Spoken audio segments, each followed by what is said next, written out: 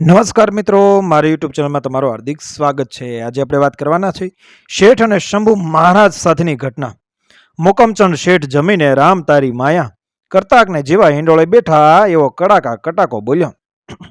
ઠંડક કરતી ફળિયાની ખડકી ઉઘડી, પોઈня પરબડી દયા પ્રભુની સાતમને શનિવાર કહેતા ગામના ગામોટ શંભુ મહારાજ ઓસરીની ધારે આવીને ઊભાનો ઊભા ત્યાં શેઠ તાળુક્યા। પૂંછટામાં જઈ તમારી પૂણ પરબડી, રોજ ઉઠીને ખભે ખડીઓ ને હાથમાં બોગરણી લઈને બસ નીકળી જ પડો છો? બીજો કઈ કામ ધંધો હુજે છે ખરો? તમે લોકોને ઘેર પુણ્ય પરબડી બંધાવ્યા વિના તમારા આંગણે જ પુણ્ય પરબડી બાંધો તો આંગણેથી આળસ જાય ને લક્ષ્મી રૂપાળે રૂમઝુમ કરતી રમવા આવે। અરે શેઠ, તમે ગામના નગર શેઠ થઈને આવું બોલશો તો ગામમાંથી ચપટી લોટ મળે છે એ ઠામુકો બંધ થઈ જશે। ગરીબ બ્રાહ્મણ ઉપર દયા કરીને આવું ના બોલશો। બાપા, લોટ માગવાથી કઈ મહેલ થોડા થવાના છે? બાપા, મારે ક્યાં મહેલ ઊભા કરવા છે? હું તો ખાઈ પીને સોરે ઠાકર મહારાજની આરતી કરું છું ને હવાર હાંજ એ હનુમાન દાદાની પૂજા કરું છું। કાલ જન્માષ્ટમી હતી, ઠાકર મહારાજનો જન્મદિવસ હતો એટલે રાતના 3 વાગ્યા સુધી મંદિરે સેવા પૂજા કરી હતી। હા મહારાજ, હા, તમારી સેવા પૂજાની મને ક્યાં નથી ખબર। ધણન ઘંટા બજે ઠાકોર કો રીઝાવે, અંજરી પિંજરી લૂટા દેવે નગદ આપ ખાવે। તમે તો ભાઈ સાહેબ કાયમના આવાજ રહ્યા। બ્રાહ્મણ બાપડો ચપટી લોટ લઈ જશે તો કઈ ઓછું નથી થઈ જવાનું। એમ કહેતા શાંતુ શેઠાણીએ લોટનું છાલિયું ભરીને શંભુ મહારાજને આપ્યું।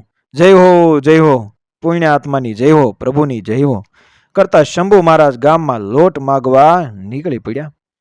જૂના જમાનાની એ લોકકંઠે રમતી આવેલી આ વાત છે।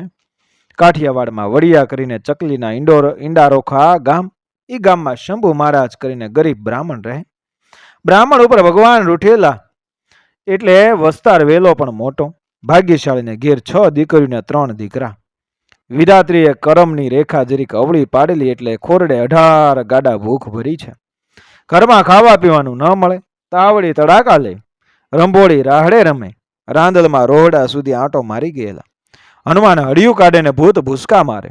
શંભુ મહારાજ રોજ ઉઠીને માગવા જાય, એને પણ રોજ એ 3 ગામ ફરવા પડે।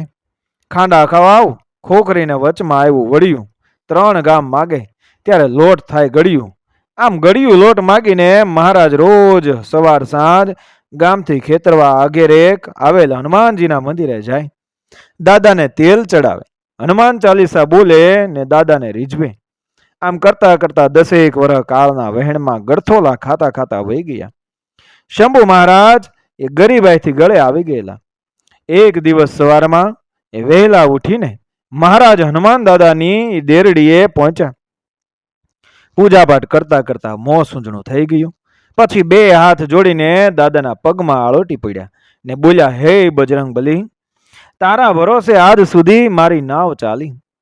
10 વર્ષથી આશાનો માર્યો તમારી સેવા પૂજા કરું છું। સતયુગ જવા બેઠો છે, લોકોના મન ટૂંકા થઈ ગયા છે। 3 ગામ માગું છું ત્યારે ગળ્યું લોટ માંડ માંડ મળે છે। કાલ મોકમચંદ શેઠે મને નો કહેવાના વેણ કીધા। હવે તો માગવું ને મરવું બેય હરખું છે દાદા, એકવાર કૃપા કરો। આજ લગી મેં આશાના માર્યા 10 મણ તેલ ચડાવ્યું છે। મારા કુટુંબનું ભરણ પોષણ થાય એટલી દયા કરો દો નાથ। બ્રાહ્મણ આમ દાદા આગળ આરજુ કરે છે। એવામાં મોકમચંદ શેઠ હાથમાં કળશો લઈને પોટલીએ જવા નીકળ્યા। એમણે બ્રાહ્મણનો અવાજ સાંભળ્યો એટલે સડપ દેતા દેરી ઢુકડા પોગ્યા એવો જ ગેબી અવાજ સંભળાનો, હે ભક્ત, મુંજાઈશમાં, તારો કસોટીનો કાળ પૂરો થયો છે। હું તારા પર પ્રસન્ન થયો છું। કાલ સાંજે સૂરજ મહારાજ મેર બેસે ટાણે આવજે, હું તારો દાળદર ફેડી દઈશ। 1000 રૂપિયા એ રોકડા દઈશ। અવાજ સાંભળીને એ 2 બાકડા બનેલા બ્રાહ્મણે ચકળવકળ આંખે ચારેકોર જોવા માંડ્યું। ત્યાં અવાજ હવામાં ઓગળી ગયો અને બ્રાહ્મણના કાનમાં એના પડઘા પડતા રહ્યા। બ્રાહ્મણ તો દાદાના પગમાં લાંબો થઈને એ આળોટી પડ્યો। પછી દેરીનું કમાડ વાહીને મહારાજ બહાર નીકળ્યા તો શેઠને ઉતાવળે પોટલીએ જવા જતા ભાળ્યા। શેઠે વિચાર્યું કે દેવે દીધેલ 1000 રૂપિયા આ બ્રાહ્મણ પાસેથી પડાવી લઉં તો જ હું ભૂરા શેઠનો મોકમચંદ સાચો। ઘેર જઈને શંભુ મહારાજ નિત્યક્રમ મુજબ ગામમાં લોટ માગવા નીકળી પડ્યા. ઘરો ઘરને ખડક્યા ફરતા ફરતા એ મહારાજ મોકમચંદ શેઠના ફળિયા આવીને ઊભા. પુણ્ય પરબડી દયા પ્રભુની, આઠમને ઇતવાર. ત્યાં તો મીઠું મીઠું મલકાઈને મોકમચંદ શેઠ બોલ્યા, આવો મહારાજ આવો. જેમ આજ મોડા? આજ જરાક મોડું થઈ ગયું છે, બેહો તાણે. હવે આજ એ મોડા ભેગું થોડુંક વધુ મોડું, ચા પીને જાઓ. શેઠની વાત સાંભળીને મહારાજ વિચારમાં પડ્યા કે કહો ના કહો પણ આજ શેઠ માનપાનથી બોલાવે છે, એનું કંઈક કારણ તો હોવું જ જોઈએ. નકર ચપટી લોટ આપતા જીવ જતો રહે, ઈ શેઠ દાંત કાઢીને ચા પીવાની તાણ કરે નહીં. મહારાજ તો એ થાંભલી અડતું લોટનું બોગરણું મૂકીને એ ઓહરીના ઝેરે બેઠા. ત્યારે શેઠે શેઠાણીને કહ્યું, આજ મહારાજનું બોગરણું લોટથી ભરી ગયો. બાપડા તડકાના દી આખો ક્યાં રખડશે? પછી હળવે રહીને બોલ્યા, મહારાજ આ લોટ માગ્યા આટલા મોટા વસ્તાર વેલાનું પૂરું થાય છે ખરું? આ સાંભળીને મહારાજની આંખમાં એ જળજળી આવી ગયા. એને થયું કે શેઠ મને 2 પૈસા રળાય એવો કંઈક ધંધો સુધારજે. એટલે મહારાજ બોલ્યા, શેઠ ભીખ માગવાથી થોડું પૂરું થાય? અમારા ગરીબના નસીબે ગરીબ જ રહે. ભીખના હાલા કદી શીકે છડતા સાંભળ્યા છે? ભૂખથી મોટું દુઃખ આ દુનિયાની માલિપા બીજું એકેય નથી. કાશીએ જઈને પંડિત થયો છું, પણ આગળ ધાનને વાહે અમે એવી હાલત છે. ત્યારે શેઠ મોરિયા જેવડું માથું હલાવીને ખીખી ખીખી કરતા બોલ્યા, મહારાજ મને એક વિચાર હજે છે. મને એમ થાય છે કે આપણે બે આપણા ભાગ્યની પરીક્ષા કરી જોઈએ. અરે શેઠ, ગરીબના ભાગ્યમાં શું હોય? ન્યા તો ભમરા ઉડતા હોય. તમે દયાળુ શેઠ, તમારે ત્યાં લક્ષ્મીનો મુકામ હોય, રિદ્ધિ સિદ્ધિનો વાસ હોય. આમ ગરીબને આંગણે તો આળસ જ આંટા એ મારતી હોય છે. પણ આપણે શરત બકવી. ના શેઠ, શરત મારવાનું મારું ગજું નહીં. ગરીબ બ્રાહ્મણ માર્યો જાઓ ભાઈ સાહેબ, પણ આપણે ગમ્મત ખાતર શરત મારવાની છે. શેઠ, ગરીબ માણાને ગમ્મત ન પાલવે બાપા. પણ મહારાજ સાંભળો તો ખરા, કાલ હવારથી મોડી રાત સુધીમાં તમને જે કંઈ લોટ સીધું સમાન પૈસા ટકા કે રોકડ મળે એ હંધુય તમારે મને દઈ દેવાનું. એના બદલામાં મારે તમને એ 100 રૂપિયા આપવાના. મહારાજને કંઈ ઘેડ બેઠી નહીં. એમને થયું કે શેઠને કંઈક દાન કરવું છે. વળી વિચાર આવ્યો, આ શેઠ છાંટ નાખે એવો છે. મને સાંજે 5 રૂપિયાની પૂરી પેદાશ થતી નથી ને આ વાણીઓ 100 રૂપિયા આપીને ભાગ્યની પરીક્ષા કરવા ઘોડો ખૂંદે છે. એટલે ભેદ ભરમ વાળી વાત છે એ નક્કી. પછી મહારાજને થયું કે હનુમાનની દેરીએ થયેલો એ ગેબી અવાજ આ વાણીઓ સાંભળી ગયો લાગે છે. પણ કઈ 100 રૂપિયામાં ભાગ્ય થોડા વેચાય છે? એટલે મહારાજે કહ્યું, શેઠ મારે એવું કંઈ નથી કરવું, જે નસીબમાં હશે એ મળશે. મહારાજ પછી પછતાશો, કથા કીર્તનના 5 પછી વધુ મળશે એટલું ને? પણ મહારાજ તો 1 ના 2 ન થયા. એટલે મોકમચંદ શેઠે રૂપિયા 250 ઉપર લાવીને વાતને મૂકી દીધી. ત્યારે મહારાજનું મન પલળી ગયું.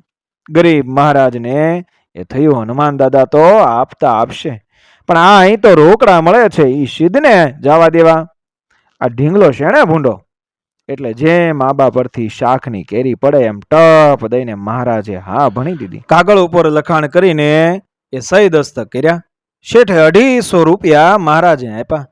બીજે દિવસે ગામ આખામાં માગીને મહારાજ શેઠને ઘેર ગયા ને બોલ્યા, શેઠિયા લ્યો આ ગળિયું લોટ ને 12 આના એ રોકડા મળ્યા છે. ત્યારે શેઠે ઠાવકાઈથી બોલ્યા, મહારાજ હજી સાંજની હનુમાન દાદાની પૂજા બાકી છે, એ બતાવો. આપણી તો રાત સુધી આવકની વાત થઈ છે ને. એમ કરતા કરતા સાંજ પડી. સાંજના શેઠ અને મહારાજ હનુમાન દાદાની દેરી ભણી એ જવા નીકળ્યા. મોકમચંદ શેઠે નવો જબ્બો ને પન્યું પહેર્યું, હાથમાં તેલનો કળશો લીધો ને 2 દેરિયા ગયા. શેઠે જતા હવે દાદાને લોટો ભરીને તેલ ચડાવી દીધું ને પછી 2 હાથ જોડીને બોલ્યા, હે ભોળિયા, હે મારા નાથ, આજે દયા કરજે. બ્રાહ્મણે એ હનુમાન દાદાની પૂજા કરી. પછી કહે, ચાલો શેઠ, પૂજા થઈ ગઈ. શેઠને થયું કે હમણાં હનુમાન દાદા વચન પ્રમાણે 1000 રૂપિયા બ્રાહ્મણને આપશે. એટલે કહે, મહારાજ છાતવાર ખમો પછી જવી. મોકમચંદ શેઠ ફરીથી હનુમાન દાદાને પગે લાગ્યા ને મનોમન 1000 રૂપિયાનું સ્મરણ કર્યું. પણ કઈ પથ્થરની મૂર્તિ એમ કઈ પૈસા આપે? વાણિયાને થયું નક્કી મને કા બ્રાહ્મણને હનુમાન દાદાને છેતર્યા. એટલે બે હાથ જોડીને શેઠિયો શું કહે છે? હે દાદા, મેં તમારા વચન પર ભરોસો કરીને આ બ્રાહ્મણને 250 રોકડા ગણી દીધા છે. તમારા દેવલામાં કળજુગનો વાયરો ભરાઈ ગયો છે કે શું? મને ઠાલી મફતનો 2.5 હૈના ખાડામાં ઉતારી દીધો. પણ પથ્થરના દાદા ન હાલ્યા, ન ચાલ્યા, ન ડોલ્યા, ન બોલ્યા. આથી દાજે બળેલા વાણિયાએ હનુમાન દાદાને પાટું મારવા એક પગ ઊંચો કર્યો. એમાં મેઘલી રાત મળી હોય ને હરુડાટ થાય એવો કડાકો થયો અને ધરતી ફાટી. વાણિયાનો એક પગ એ ફાટમાં સલવાઈ ગયો. શેઠે ઘણું બળ પછાડ્યું પણ કંઈ કાહરી ફાવી નહીં. ત્યાં તો પેલી ગેબી અવાજ સંભળાયો, શેઠ, ગરીબ બ્રાહ્મણો મારી સેવા કરે છે. મેં એને 1000 રૂપિયા આપવાનું વચન આપ્યું છે, પણ મારી પાસે 1000 રૂપિયા કેવા? હું તો ભગવાનનો ને તેલનો ભૂખ્યો છું. તમે મહારાજને 2.5 આપ્યા એ સાચા, હજુ 750 રૂપિયા બાકી રહ્યા છે. ઘેરથી મગાવી દો, પછી પગ છૂટો થાય. ત્યાં તો મોકમચંદ શેઠની આંખમાંથી આહુડા ઠેકી ઠેકીને એ બહાર પડવા માંડાણા. પણ દાદા, હવે કોઈ વાતે મારા માથે આવી કરવાની? ત્યારે ગરીબ બ્રાહ્મણને માથે આવી કરાય? કોઈના ભાગ્ય એમ થોડા જૂટવી લેવાય છે? વળી મારી પાસે પૈસાની સિલક નથી. તમે કોઈ મારી દેરીએ ક્યાં પૈસા નાખો છો? તમે તો પાવડું તેલ જ ચડાવી જાઓ છો. છતાં પૂછી જુઓ મહારાજને, પૈસાને બદલે તેલ માગે તો તેલના ડબ્બા દઉં. ત્યાં તો શંભુ મહારાજ પટાક દેતા બોલ્યા, ના ના દાદા, એ ન કરશો. મારે તેલ નથી જોતું. તમારું સિંદુરિયું તેલ ખાવ તો મારા ગળામાંથી અવાજ ગુમ થઈ જાય. એ ન કરશો દાદા, મને પૈસા આપો ભાઈ સાહેબ. શેઠ કહે, મહારાજ, તેલ લઈ લો, હું મારી દુકાને બેહીને એના 1.5 પૈસા તમને દેવરાવી દઈશ. ત્યારે મહારાજ હસીને બોલ્યા, તો દાદા, ગામ આખાના ગળા બંધ થઈ જશે. એ ન કરશો. મને તો શેઠના રોકડા રૂપિયા જોઈ.